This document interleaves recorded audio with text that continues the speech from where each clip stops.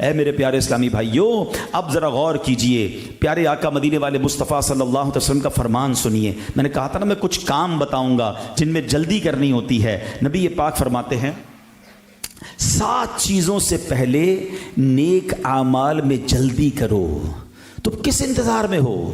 اب وہ 7 چیزیں کون سی ہیں؟ غور سے سنیے۔ آقا فرما رہے ہیں، فرمایا بھلا دینے والی محتاجی آ جائے، یا سرکش بنا دینے والی مالداری آ جائے، یا تمہیں کوئی مرض لاحق ہو جائے، یا عقل زائل کرنے والا بڑھاپا آ جائے، یا اچانک موت آئے، یا دجال ظاہر ہو جائے، یا قیامت قائم ہو جائے، اور قیامت سخت مصیبتوں والی بہت کڑوی ہے۔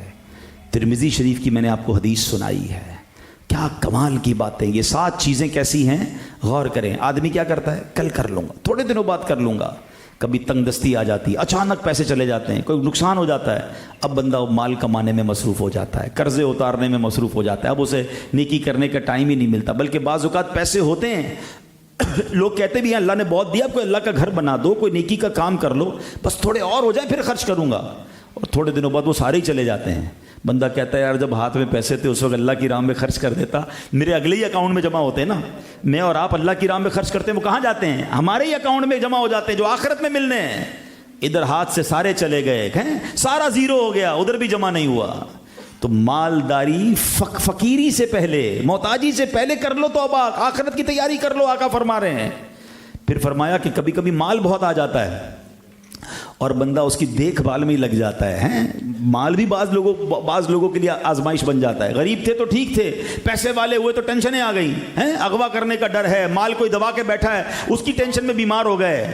تو بعض لوگوں کے لیے ایسی مالداری جو سرکش بنا دے، اللہ اس سے بھی ہمیں محفوظ فرمائے۔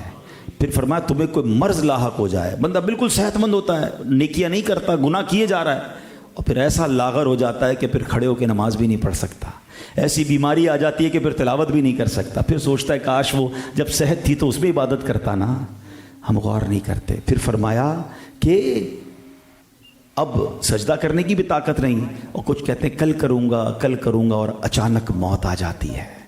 تو خدا را یہ باتیں یاد رکھنے والی ہیں کہ توبہ میں جلدی کرنا ہے۔ اللہ نے زندگی دی ہے، زندگی سے فائدہ اٹھائیں، صحت دی ہے، صحت سے فائدہ اٹھائیں، اللہ نے مالداری دی ہے، مالداری سے فائدہ اٹھائیں، اللہ نے اگر جوانی دی ہے تو اس سے فائدہ اٹھائیں۔ اعضاء سلامت ہے نا۔ اب پوچھیں کئی ایسے بزرگ ہیں، ابھی رمضان آئے گا، ہم نے ایسے لوگ دیکھے رو رہے ہوتے ہیں کہ آج ہمت ہوتی ہم بھی روزے رکھتے، ہم بھی کھڑے ہو کے تراویح پڑھتے ہیں، کیونکہ وہ عبادت گزار تھے، ان کو عبادت یاد آ رہی ہے۔